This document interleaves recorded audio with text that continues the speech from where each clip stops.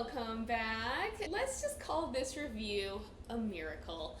First off, I have delayed this review for 2 months. Like, my initial plan was to have this posted months ago, but I could not get this book on audiobook. The irony is that I did have an opportunity to buy it for like $4 or $5, and for some reason I just didn't do it, which then led me to have to spend $22, maybe $24 on this audiobook, which is disappointing for me because I didn't end up liking this book.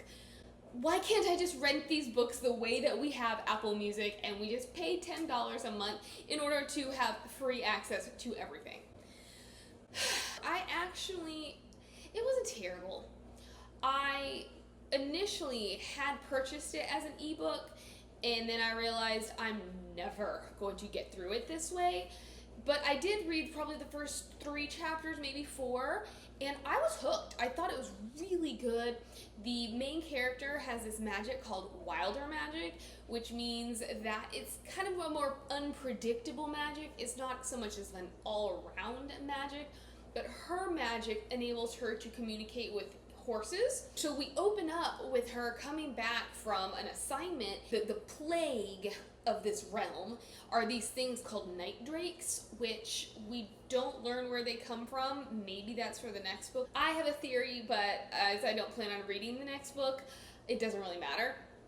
But these night drakes will attack at night, and there's nothing you can do about it. She doesn't have anything to ward herself against a night drake attack. She is hustling to get home on time, and her horse, like, the whole reason that she's late is because her horse came up lame and she didn't realize it, which, considering she talks with horses, I'm just surprised that wasn't something she sensed, but she admits that was her fault. She should have known, so we're not going to hold it against her. Finally, they get through, but the only way they can push through that last leg is for her to enter the horse's thoughts and minds, like take the pain away and put it on herself. They get inside the city gates and this horse is done for. So I was all for it. We know I don't do dogs, and we know I don't do dogs in books. So the fact that I was feeling sorry for this horse says something about the writing. Honestly, when I picked up with the audiobook, because the thing is, the main character, her name is Kate, or Traitor Kate as people call her, because her father, who also had wilder magic, had been the royal horseman. He'd had an altercation with the king, ended up attempting to murder the king. He had been killed, she had been banished. Nobody wants anything to do with her. She had been very close with the princes, Edwin and Corwin, particularly Corwin, who had been something of a love interest for her in her early years. She's like 16 or 17 now, so back then it was, 13 or 14 or whatever. She has tried to seek solace in this town where nobody knows her. Somebody figured out who she was. They named her Traitor Kate. She ends up saving the prince. So Corwin is like the wayward prince. After her father's attempted murder of his father, there was this wilder uprising, and then the queen had been killed. Whatever goes on, he ends up disappearing. And now he's back, and Edwin, who thinks that he should be the rightful heir to the throne, does not think much of his brother. There's also a lot of jealousy of Corwin because he was their father's obvious favorite, and Edwin is like, I'm gonna make you pay penance. So he has to go on this peace tour, which means that he will stop at the town where Kate has been hiding. Obviously, they have an encounter, and then she saves his life.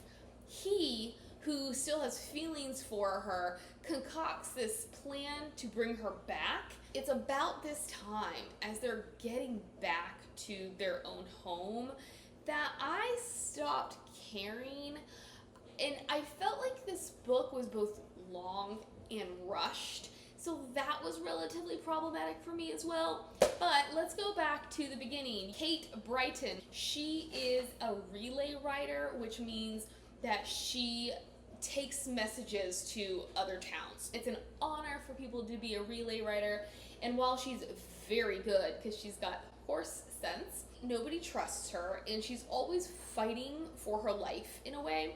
She does have two friends, this girl named Signy and this guy named Bonner. Bonner is also a wilder, and he has mineral, rock, metal, wilder magic, whereas Signy, as far as we know, she's not a wilder at all, and she doesn't know that they are wilders because it's punishable by law. Like, nobody likes wilders. They have this group that comes whenever wilders are detected, or they actually go out hunting for wilders, and when they find them, they basically strip them of their magic, and then they kill them. They make sure that they cannot head into the afterlife. They try to hide their magic as much as they can.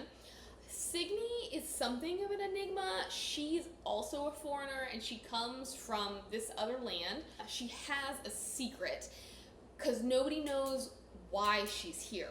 Nobody knows what drove her away from her homeland, but what she does have that she brought with her is the secret to creating black powder, which, combined with Bonner's ability to manipulate metals, they have created the first revolver, which leads into the whole Kate saving Corwin thing. So that was one thing that I thought was missed here, because as far as I know from the second book, things end kind of on the brink of war here, and then the second book doesn't open until after the war has ended and Kate has come out victorious. So I don't know what we're gonna get into regarding Signy, but I felt robbed by the fact that we are continuously mentioning Signy's mysterious past and her ability to have knowledge that she shouldn't have, yet we never get into it. There is a moment where Kate, who is trying to find out some information regarding her family, needs to dress up as a man. She borrows this doublet from Signy, and this doublet is jewel encrusted and holds a great amount of significance for Signy. And then what we learn is that it was the doublet of an old beau, although it didn't end on good terms, but still there's something about this doublet. Like, there were moments where I just stopped listening. So I don't know if that was actually explained, like what happened there, but that we just don't get anything about Signy. And I liked Signy, but I needed to know why this secret past of hers was so important. It was not something that I felt needed to be relegated to another book. There was enough emphasis on it that we needed to know at least something now. When we open, Signy gives Kate a moon belt, which is basically protection against pregnancy, even though Kate doesn't want it. But Signy thinks she needs to get out more, that she needs to be more adventurous, and if she's going to be adventurous, she needs this moon belt. Kate, after the ordeal the night before, wakes up late and is going to be late for work. She's hustling to get there, only to encounter this crowd because Prince Corwin has come. She is unable to get through this crowd, but she is somehow propelled out into the open where she stumbles in front of him. Of course, this moon belt falls out of her pocket and everybody is making fun of her for it. But Corwin now is like, oh my gosh, that is Kate Brighton. Can't get her out of his head. He has his best friend named Dal, and they have some kind of a mysterious past, which thankfully is revealed. Kate, when she finally gets to work, is told that her covetous route has been stolen by this other guy, this truly terrible soul who I thought we needed more of too. Maybe he shows up in the next book, but it kind of reminds me of, I think it was Fable. Why is this big deal made out of him and how he's her tormentor, only to never hear from him again? I mean, he has her father's prized saddle. There's something about this guy that he needed more screen time, but we don't get any. Now she has an even more treacherous route. She is coming back when she comes across this caravan that has been absolutely destroyed. This caravan turns out to be Corwin's caravan. He was continuing on his tour, but first he needed to stop by this home of someone who used to be his father's supporter, but then had pulled out for whatever reason. And they get there, and this manor is in shambles. They blame it on the Wilders. He's like, I'm gonna keep going because I can't stay here any longer. But Dal says, hey, I will stay. I will get the message out about this destruction. Corwin, he is accompanied by this guy named Grandmaster. There are so many characters. It was overwhelming.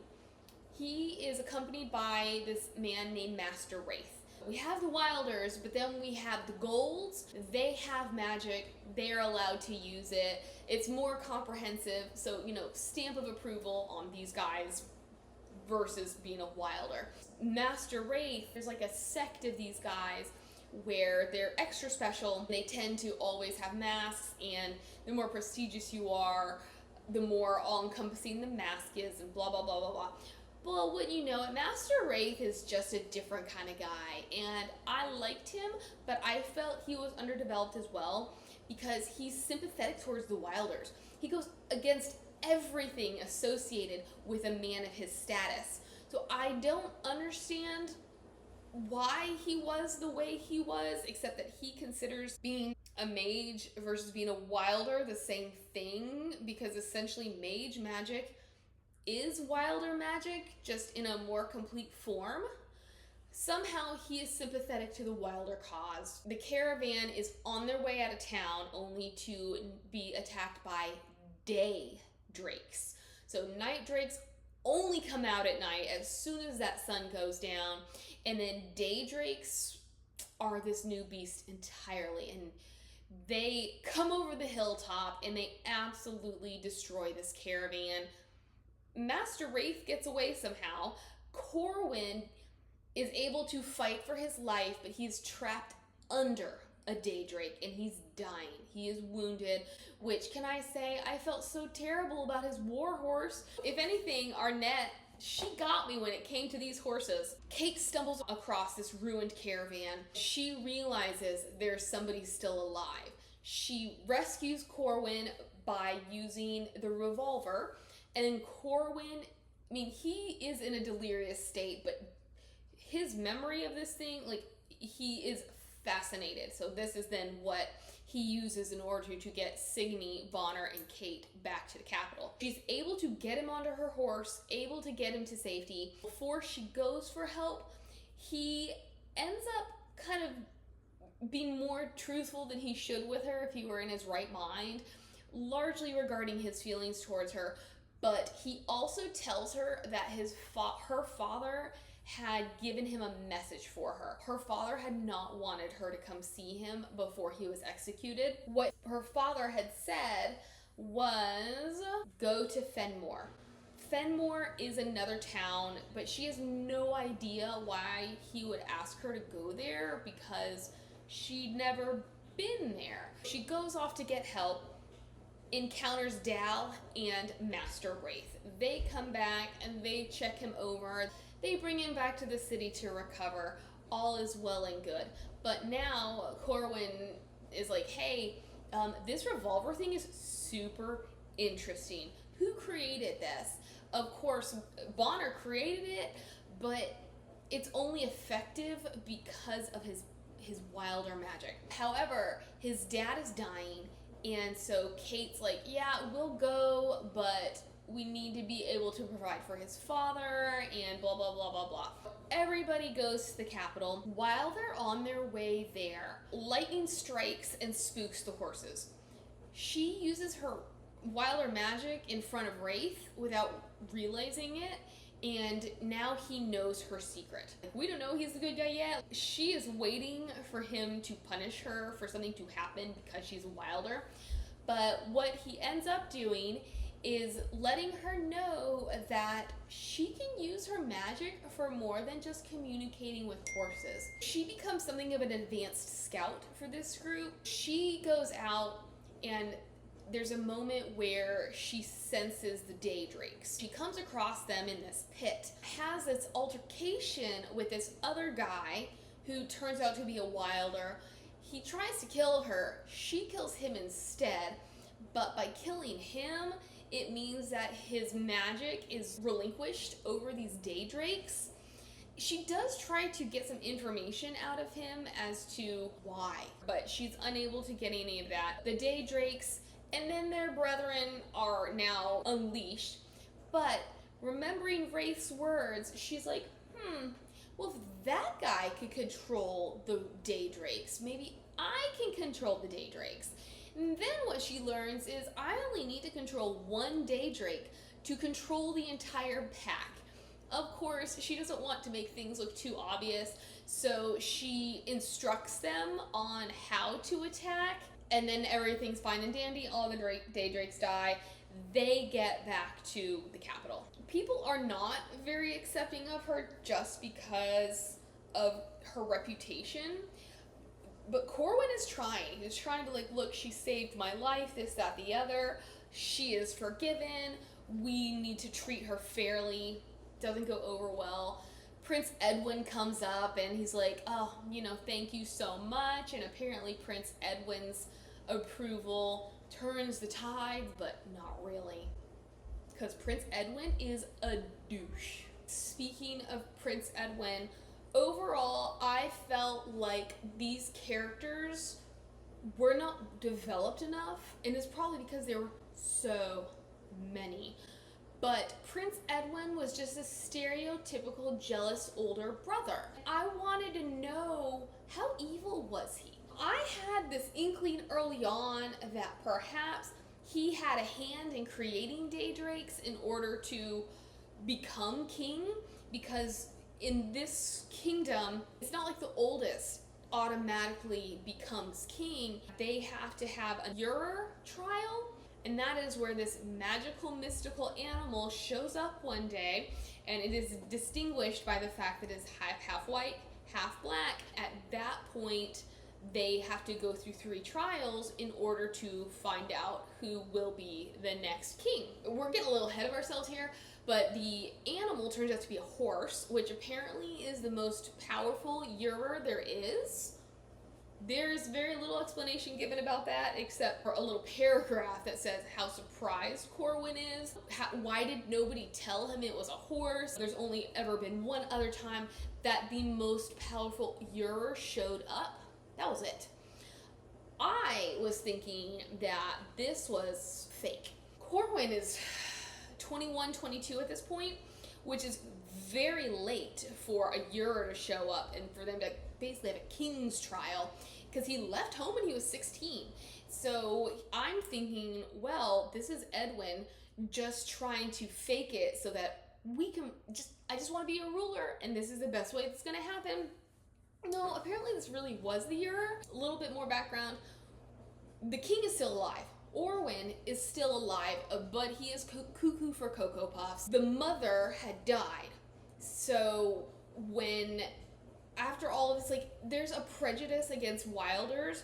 And so Corwin dislikes wilders largely because they killed his mother.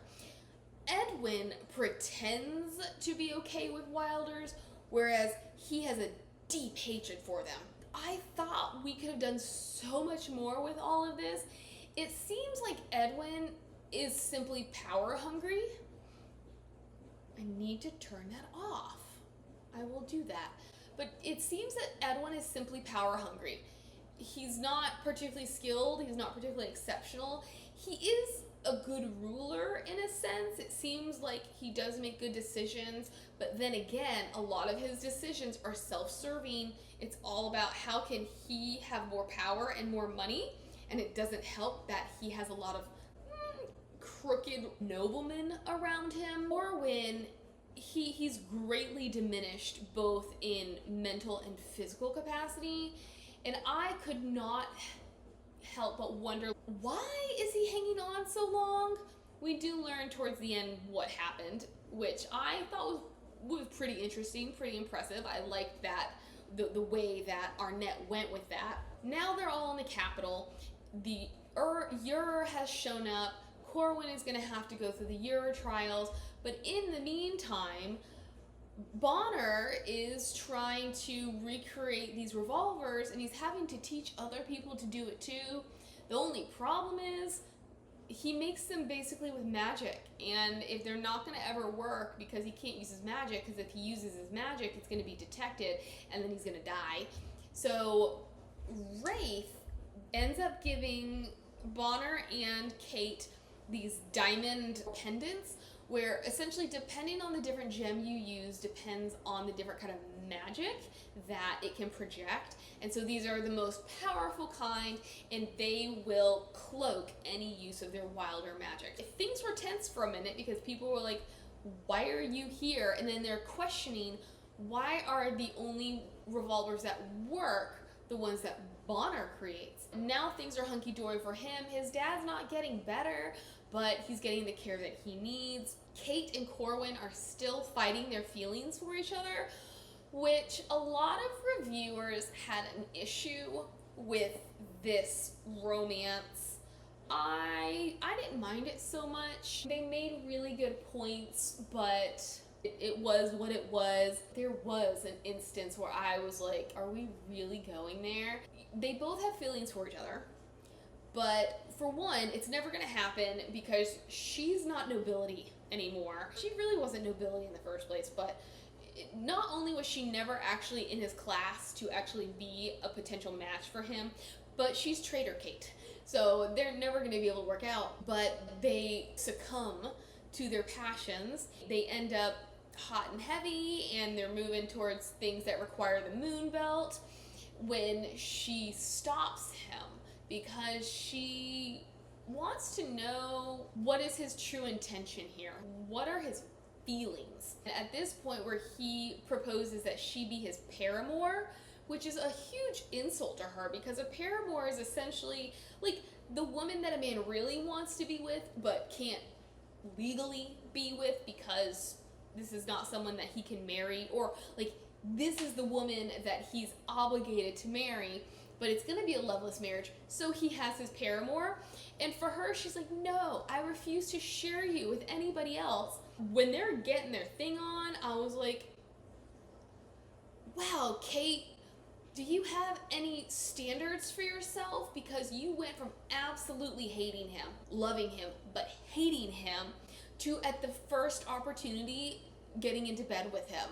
So I was very glad when she put the stop to things, but Then he realizes, because we get both their perspectives, and then he realizes how much that he had been swayed by the fact that he knew she had a moon belt, which I was like, okay, Corwin, like I liked Corwin for the most part. That caught me by surprise. I did not think that he was going to go the direction of, I wanted to sleep with her and I thought it would be fine because she's a moon belt.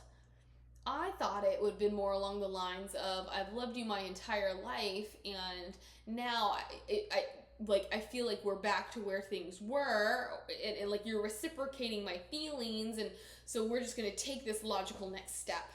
Which, as I said, it was like a logical next step 10 years too late. Like, we need a little bit more build up for that next step to be happening. Let's talk about the Euro trial. We don't actually get to the third trial. It took me forever because I was like, I thought we had it, but we never actually got there. First thing that happens is both brothers get their hand branded. And then the first Euro trial, and honestly, my attention could not stick to this book. And so when these Euro trials were happening, I was like, we're in a Euro trial? It kind of reminded me of the Alana series where she's going through her trial of knighthood. I wished it had been a little bit clearer what's happening, whereas it kind of was like one thing fed into another, fed into another, fed into another. Now we're at the Euro trial, which that kind of sounds dumb, but I found it very hard to follow. I guess because they weren't spelled out. I was expecting him to be like, okay, so my first Euro trial is going to be this.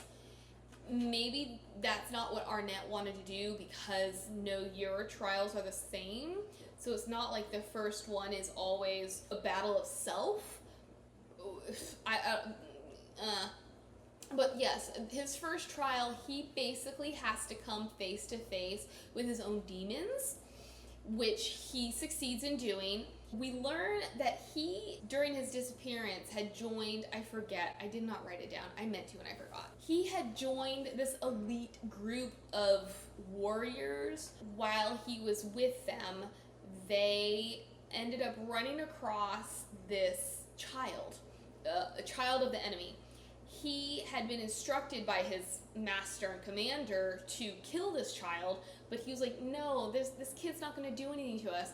So he sends him on his way, and then the next thing we know, the group is being attacked, to which he always attributes to the fact that he let this kid get away. It's vague as to whether or not that really is the case. Dal, who had been in that group with him, he's eventually says, you gotta stop blaming yourself for the attack on our group. It wasn't your fault. Like, that kid had nothing to do with it. I can't say really what the truth was, but he faces that kid in his trial. It basically, it's that opportunity again. What decision do I make? But he still can't kill this kid that he considers an innocent. He also comes face to face with his father because he used to be super competent. It seemed like he would be the shoo-in to be the heir, but after his mother dies and he goes off, I think it was really that incident that really turned the tides for his confidence and his self-worth. His father's calling him out on the way that he feels about himself. He's able to overcome that, and then he's done. I don't really know if there's a winner in this one, because that's what he says, is he says that he thinks he did well, but he doesn't know how well Edwin did, which, again, I'm like, I want to know. If you're going to put this in here and invest me in it, like, I need to know the why. The second trial is this rock maze, but it's a rock maze in the sky, and the rocks can shift and move and do all kinds of unpredictable things. The brothers have to race this across or through this rock maze, because in my head, I think they called it a maze in the book. To me, it felt more like jumping from rock to rock, and you weren't really sure what the next one was going to do, or what the one you were on was going to do, and if you were going to be able to make it across. So it wasn't like going through a hedge maze, it was more like stepping stones. It doesn't really matter. All I know is that he and Edwin have to race to get to the other side in order to get the crown first. He does end up misstepping and having to start over, though he is still able to beat Edwin. Edwin's not very happy about it. He makes comments about Corwin's abilities and Corwin's being a rightful heir to the throne. He does something to which Corwin is like, well, I've got the brand too. In the meantime, Kate is still trying to figure out what her dad's message meant, and she ends up in his study. And while she's there, she notices this painting on the wall. She's like, wait a second. That painting I always associated with Fenmore. It's not Fenmore, but when I was younger, that's what I imagined Fenmore would be. So she looks behind this painting and she finds a lockbox. Inside this box is a ledger. And she's like, what kind of accounting is being done here? So to try to find more about this is when she needs to go to that bar. She fools nobody, but she does have a little convo with the owner of this establishment, this woman. The woman's like, hey, if you really want to have some information, come back tomorrow. On her way home, she gets assaulted by these men that were there, and I had an issue with this little bit because it just felt like she was so weak and incapable. And the only way that she was able to get out of this was, so that thing that I told you about where she can have power over more than just animal minds, she can have power over people's minds. This is called sway. At the end of the book, we learn that there are not a whole lot of people that have sway, so I don't know if that's just currently, I don't know if that's in general. Seems her father had the ability to sway. There's all these different ways to have wilder magic, and I guess in terms of that, sway was the rarest type of wilder magic. She doesn't know really what it entails, because she's only used it on those day drakes. But as these guys are coming for her and doing what they're doing to her, and the only other thing about wilder magic is it's useless at night. Well, it's nighttime, and somehow she is able to, I think it had something to do with the phase of the moon, she's able to harness her inner sway, and the guys let go of her and she runs away. Of course, I'm actually more concerned about the fact that she was wearing that doublet and these guys robbed her of the gems of this doublet, which she had sworn up and down to Signy she would keep safe and return in mint condition. Did I blame Signy for being absolutely ticked? No. Did I wish we'd gotten more of that? Yes. Because this is when Signy eventually reveals, well, I probably shouldn't care about that doublet anyways, because that guy was a jerk. This is then what propels Kate to really work on the sway, to figure out, like, what is this? What kind of capability does it have? And she learns that it's not that much harder than talking to horses. If you never use a muscle, it's going to take a little bit more time. She goes to this bar the next day and she meets with this woman. The woman is like, okay, so I will tell you everything you want to know, but first you need to swear on this oath that you will never tell another living soul. If she does tell another living soul what she learns, her tongue will shrivel up and she'll have sores everywhere, and basically it's just a really painful curse that may or may not go away. She's like, what did my dad get into? Well, what do you think her dad got into? Yeah, because this wasn't actually a bar, this was a brothel. I don't know why I called it a bar, because it's not a bar by any pretense. It's a brothel. She gets there, she takes her oath, and then this lady takes her into the bowels of the brothel, like to this secret area. First, before she takes her down there, this woman introduces her to the cook. And this cook is a very beautiful woman with severely scarred hands. And this cook, by the way, yeah, she used to be one of the ladies of the brothel, but no longer. Yeah, who do you think she was? Yeah, Kate, her parents had a really terrible marriage, which her mother is still alive. She just abandoned her after the whole thing went down, and I wished we could have gotten more about that too, because I felt like it was a throwaway. Why did the mother need to be in the picture? I don't even know. This woman had an affair with Kate's father, Hale, and they'd had a son. Apparently, like, they'd really been in love, and as Kate thought back about it, she realized there was no love in her parents' marriage. Now she meets her half-brother, Kieran. Kieran is like 4. When she goes into their quarters, she notices what a shabby state everything is in. This kid has never seen the light of day. Everything is burned, and it's because not only was Hale a wilder, but the mother is a wilder as well, and her power is fire. Kieran, I don't know if he's like doubly powerful because both of his parents were wilders, but he definitely inherited his mother's gift. There had been an instance when he had been much younger. He just couldn't control his abilities because normally they don't manifest that young. So yeah, it could be because both of his parents were wilders, but in order to keep him safe because of the Inquisition going around everywhere trying to find wilders, they're like, we're just gonna hide him in a metal room where nothing can get burned and nobody can find him. Kate is definitely shocked, but she gets over this shock and she eventually asks the mom, can I take him out? Let me take him riding, because she told Kieran that their dad had been the master of horses. Of course, the mom is like, she's very reticent, but she agrees under certain conditions.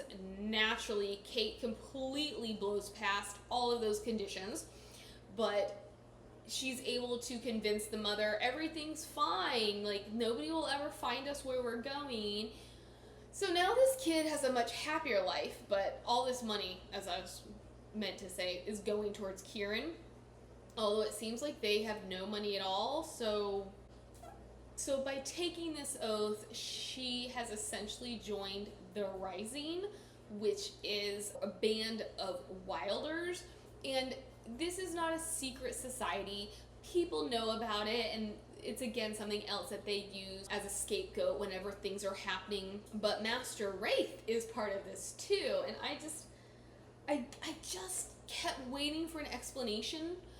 We do learn that he had been abandoned as a baby because of his magical abilities. He had grown up in an orphanage, but had been able to be taught by other masters around for whatever reason, but he's just a very sympathetic person with more rational head on his shoulders than anybody else regarding wilders are not dangerous. And the thing I think is, wilders are unpredictable. That's why people don't like them, because they don't necessarily know how to contain their magic and wield their magic the way that normal mages do. We just get a passing mention. We know that Dal's family is very dysfunctional. His parents just like to do things to get back at each other.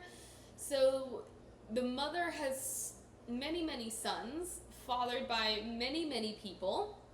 And it's rumored that the only legitimate sons to this family name are like the first 2 or 3. They're all just doing what they're doing, and this guy shows up, and he's in quite the state. Turns out to be one of Dal's older brothers, because the Daydrakes have attacked. Edwin does not consider this of any importance, but Corwin is able to get a little caravan together, and they go to rescue whoever's left at this house and bring them back. The brother has already died, but this is where Corwin is getting a first-hand glimpse at why Dal wants nothing to do with his family, and it was honestly kind of pointless, except it showed some of Corwin's latent leadership skills, where it contrasted him to Edwin. But now we're gonna get into the good stuff, the spoilery stuff. Kate, they've had their moment, okay? And Kate is like, I need to tell him the truth about myself. She pulls him aside and she tells him. He's like, okay, not too thrilled, but now things make sense. And then he says, you know what? You have the power of sway. I bet you could use your sway to get into my dad's head to figure out what truly happened between our fathers, because they were best friends. So it just did not make sense that Hale would try to attack the king and kill him.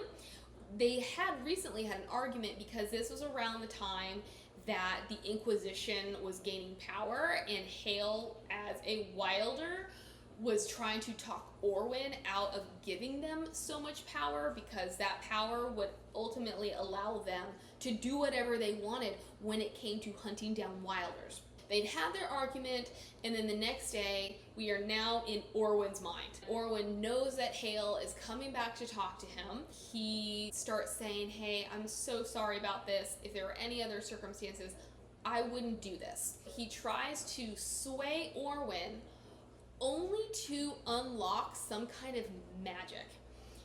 Orwin, as I'd said, Kate and Bonner had those diamonds. Orwin had a gem around his neck that apparently nobody had ever noticed. And this gem, once Hale had tried to sway him, unleashed some kind of magic, because somebody knew that Hale was going to try to do this. This was their preemptive attack in order to prevent him from being successful.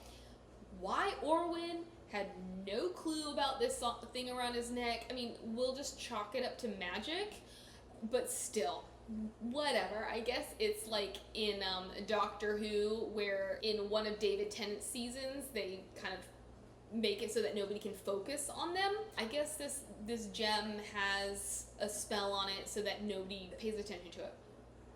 Hale, in his efforts to take it off of Orwin, accidentally breaks it, And this is when the magic goes bad and invades Orwin's mind, and he goes crazy. It wasn't a bad explanation, but I would have liked more of Orwin. He felt like a puppet. He felt like just a background character. At this point in his rule, why is he still king, except for the fact that the Juror hasn't shown up? But I was like, I would have thought they would have some kind of policy in place, because Edwin was acting as king in his stead, but he wasn't officially acting as the king in his stead, so whatever. This is when, like, they've just seen this whole episode, and the Orwin and Hale, because now Orwin is crazy, Orwin attacks Hale. When Hale defends himself, this is when their scuffle is discovered, and he is labeled as trying to assassinate the king. Now we are back in the present, and Edwin, this woman named Maestra Vicus, and this other guy named Grandmaster Store storm into the room, and they're like, she's a wilder! And they're like, did you know she was a wilder? And I don't know, I thought it was kind of messy. In the end, he is put under house arrest. She is sent to jail because Corwin was wondering, like, basically because he's obsessed with her. He had her followed and watched and all of her movements documented, and because of this, when they looked into that documentation, they noticed that she'd been going to this brothel, so they invade the brothel, arrest people, including Kieran, his mother, the brothel owner. She's put in jail, where she also runs into Bonner. Don't have any clue where Signe is. I'm sure that it was explained where she is, where she's been all this time, but at this point, all we know is she's not there. We don't know where she is. Bonner and Kate are then taken to this place called Hellgate, which may or may not have been some kind of mythical castle. In any case, it does exist. She had been suspecting that there was somebody behind all this stuff. So she's thinking that it is Grandmaster Store. Corwin eventually comes to that conclusion as well. But when she gets to Hellgate, turns out that the bad guy all along was this guy named Minister Redbourne. Minister Redbourne was kind of a neutral character in many ways. He seemed to help Corwin regarding the Juror trial. He at least had given Corwin an ancestor's journal regarding the ancestor's Juror trial. There had been one instance in which we have the Juror trial and we have the two brothers. One brother ends up becoming a nameless one. He is stripped of his name and everything. He is banished. And so there's like this legend about the nameless one. Turns out Minister Redbourne is the nameless one. He had been so scared during his Juror trial that he had killed the Juror and then somehow absorbed that Juror's power. There had been a review that I read that said some things that really got in my head, but when I read the book, it didn't align with what that reviewer said. So I'm just gonna skip over any of that because now I'm all mixed up as to what the truth is. It does seem, though, that Minister Redbourne, who we never learn his name, his real name, he's power hungry. The long and short of it is he's power hungry. And what he really wants is he wants to know how to make that powder that Signe made. So he has kidnapped her. So even though we had no clue where she was when all this stuff was going down, when they do arrive at Hellgate, yeah, she's there and she's been tortured because he knows, he's like, everybody has a soft spot. I just gotta find what hers is. We don't know what her soft spot is because she is a bad chick. He wants Kate to use her sway because she killed all the other people who had sway, and he wants Kate to use her sway to get into Signe's mind in order to force the formula out of her. She refuses to do so, and actually what she does is she actually uses her sway to try to get some of the gold, some of the mages, to attack Minister Redbourne, but he's too powerful for that. He's too smart for that. So he's like, all right, this is what's gonna happen. She's like, you can kill me if you want. He's like, I'm not gonna kill you. So he brings forth Bonner and Bonner's father. Bonner's father is like, look, just take me out. So he does, and then he has Bonner beaten up. I guess if it were my dad, I'd feel the same way, but now Bonner has all sorts of feelings regarding Kate. He is none too happy. Kate is like, fine, like, leave my friends alone. She uses her sway to get the information from Signy. So now they're in prison. There's no way out because they have these collars on that dampen their magic. Signy, however, she's a pickpocket, and she has been able to lift the keys from one of the guards, and they're able to get out of their chains. But Bonner is sort of comatose because he watched his father have his throat slit in front of him. They are able to talk him out of his comatose state. He uses his wilder magic to open up all the bars, and they're escaping. Just as this massive explosion happens, and Signy's like, yeah, not even you could get the truth out of me. She had given Kate the wrong measurements. They're escaping. They encounter Minister Redbourne. Rendbourne. It's not even midnight right now, guys. It's actually only 7 o'clock. Can we give me a pat on the back for that? They encounter him. He and Maester Vicus apparently have been having some kind of an affair. We don't get enough about this woman, in my personal opinion, to really have an opinion. She's nasty, and she's power hungry, but like, who is she in the grand scheme of things? I don't know.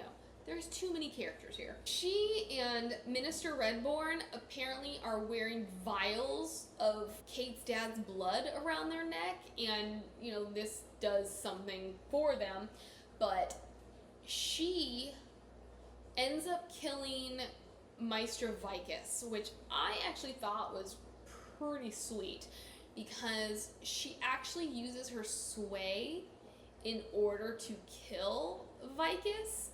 And I was like, thank you, Kate, for finally growing a pair, for having a spine and showing us something. Do I like that she murdered somebody?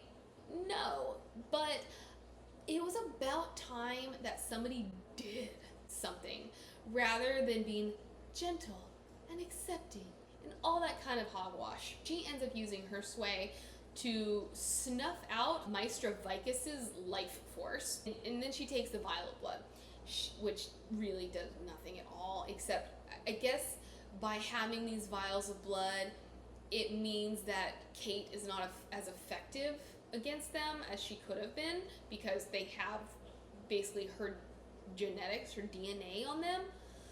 So she's face to face with Rendbourne when Corwin and Master Wraith show up.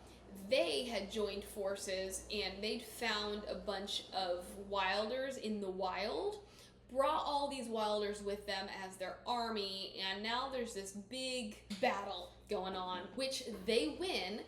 Rendbourne escapes, only for Edwin to show up, and he's livid that Corwin helped the wilders. Corwin sticks up for the wilders, and he's like, you are so prejudiced, what's wrong with you? Edwin is like, well, you're gonna be punished the way that you're supposed to be punished for basically being a traitor. Kate uses her sway not to kill this legion, but just to put them asleep, and then they escape. Now they're off in the woods in a tent, and Corwin proposes to her, and we end.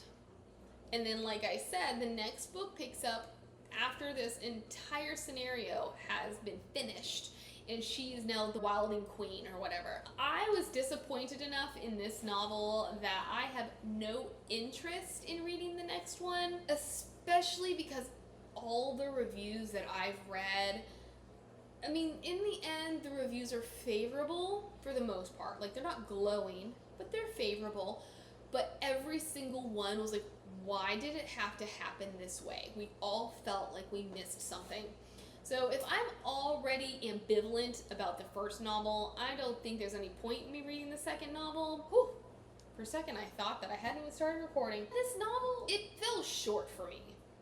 It wasn't terrible. Most reviewers enjoyed it, but I felt like there was so much going on, especially in the end, because it was divided into parts, and there was like 2 hours left, I think, when all of a sudden she's put in jail and Corwin is put in house arrest. I was like, how are we supposed to accomplish anything in this span of time? So it felt really rushed. There was far too much going on. I honestly, I liked it all, but I don't think that Arnett used her time wisely. I also did not understand why we had this huge opening about Kate being a traitor and being exiled and all of this night drake stuff and her power over animals and all, only for it to really have no play whatsoever to the novel. It is intimated that Rendborn created the day drakes, which is when I'm also thinking that he created the night drakes, because I believe the night drakes popped up around the time that he became the nameless one. There's all of this mention about previous wars that I was like, why do we have any of this background information when it's not coming into play here? Sure, it might come into play in the next novel, but we needed a little bit more of it here in order for it to be relevant and for us to care about it for the next novel.